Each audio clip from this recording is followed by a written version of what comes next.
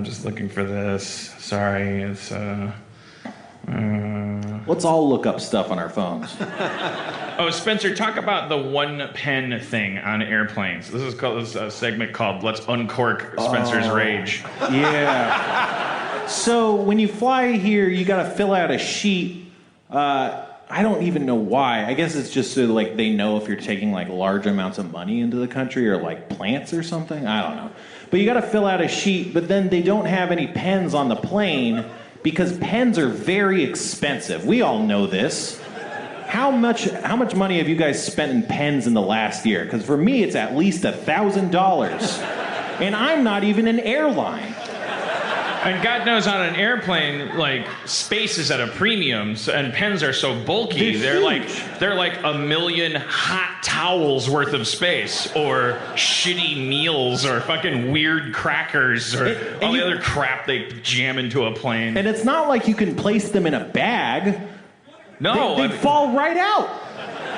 And they'd make a lousy promotional tool, because you can't put your logo on them. No. And no one ever needs one, and they never give one to anyone else. And everyone's always traveling with writing utensils. Anytime I go out of the door, I have writing utensils. Of course, I got a colored pencil set. Wallet, key, phone, ballpoint pen, because I'm a form filler. Yeah, that's what we do. And also just, writing on paper is so today, it's so useful. Like, everyone's writing just stuff down on pieces of paper these days. You'd think that they'd have taken care of that with like note-taking apps on phones or like word processors on computers. Anyway, they don't have any fucking pens. They make you fill out a form. But the thing is, there are pens on the plane, but God help you if you get off the plane without filling out that form, because in the way to get out of the airport, there's absolutely no one who will give you a pen. And they'll tell you they're not allowed to give you a pen. Or they did last time. I don't know. This time I borrowed from the guy next to me.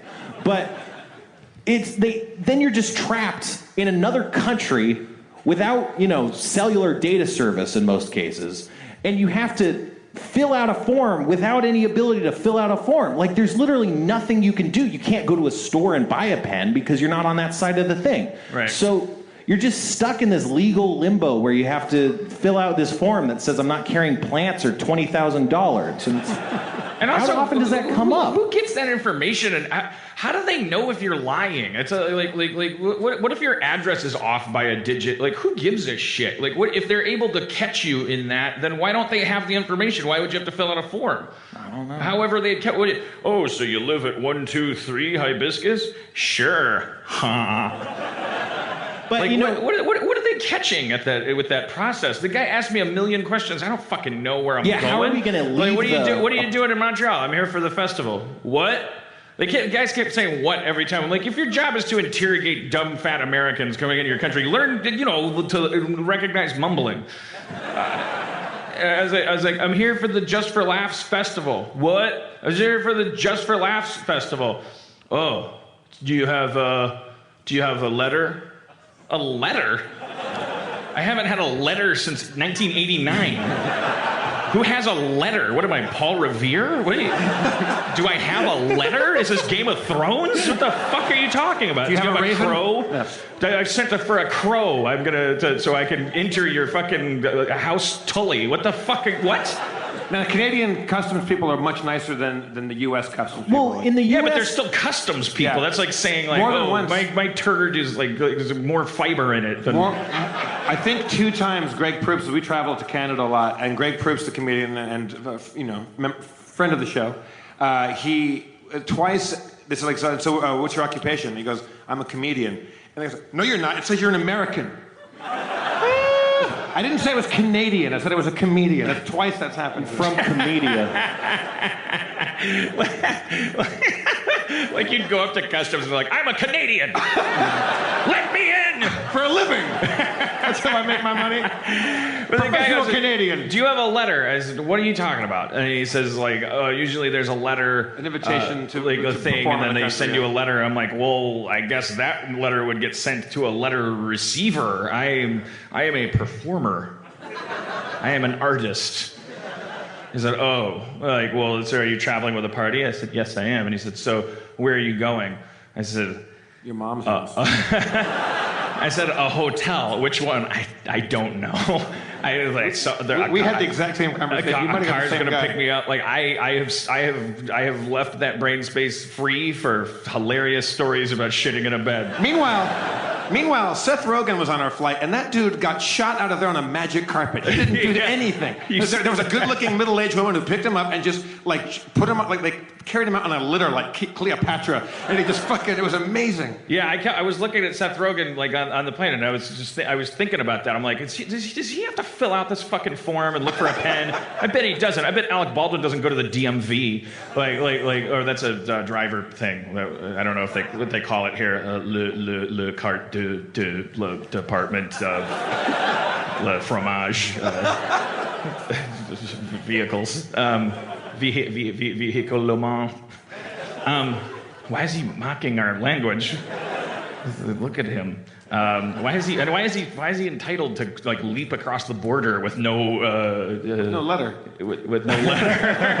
I mean, I don't think I'm entitled. You should lock me out if you want. But I was like calling the guy's bluff. I'm like thinking, let's see where this goes. Like, am I going to go to Guantanamo? Like I've been taking a secondary screening in Canada, and like I got everything but being duct taped to a folding chair. It was like they sat me there and went through all my shit and gave me like. He did write a 94 on the bottom of my thing, and I was like, I passed. Like, but then Cody's had like a 63 or something. I was like, wait, is this percentage chance you're a terrorist? For the next people that check, because there's like a big 94. I was actually really scared that they were going to go, a 94, come with me. And then, find out what Canadian waterboarding is. Like, mine had a big X and a 35.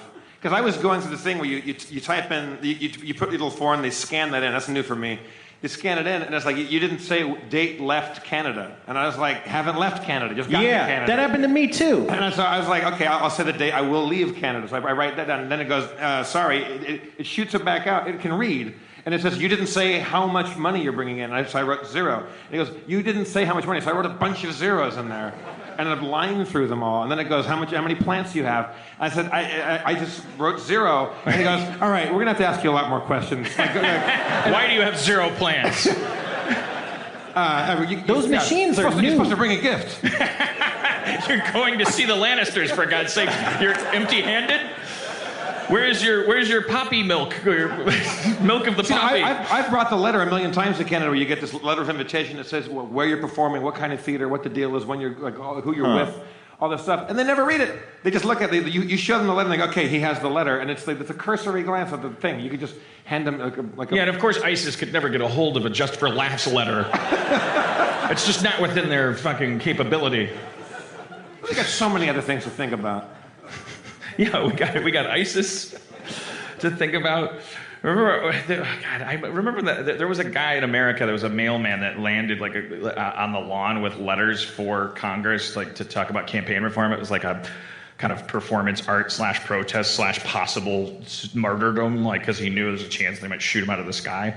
It's the guy who made his own helicopter, right? He made like it was like a little lawn chair with a helicopter blade on it, and like he and just landed right next to the fucking Congress. And they took him to jail. They should hire that guy. He makes his own helicopters. And it was like, okay, great. This is like, okay, campaign reform. Now we're going to talk about it a little bit. And like 5 minutes later, the top story on CNN was, how many ISIS could have fit on that helicopter? What if that was an ISIS? They think they're so important, people want to kill them, these lawmakers. Oh, they're going to come in here and ISIS us. Then the country will shut down because there's not a bunch of fucking jerks banging gavels and whatever they do in there. All right. I hate government. Stupid. Did you know that Montreal's government is divided into 4 quadrants? The press, the judicial, the police, and mass transit. And they all checks and balances. The way a bill becomes a law, they don't call it a law here, they call it a lure, is that a judicial has to have an idea, and then he gives it to a bus driver. If a majority of the bus drivers think that it's an okay idea, then they pass that up to the police. Who don't carry guns and who simply say thank you, and then the bus drivers say sorry. And then they say thank you. Sorry. And then after a while, it's a law, but you can break it too, and they'll just make you a policeman. It's a perfect system. You know how many people died here last year? 0. What? Yeah, it's like Brigadoon. I assume. Never read it. Have you seen Brigadoon? No. It's like Westworld, but with no guests. But they're not robots. They just don't die. You know, it's that last time there was a mass shooting in Canada. It was a paintball game. They try not to shoot each other when they play paintball up here. And there was an American. He went nuts. He shot everybody. And their flags were at quarter mast for 6 decans, which is what they call a month here. They have a metric calendar here. 10 months make a year. Isn't that simpler? Each month is 10 days. Makes sense. How many days in a year? 100. 100. I was about to say 1,000. It's a simple system.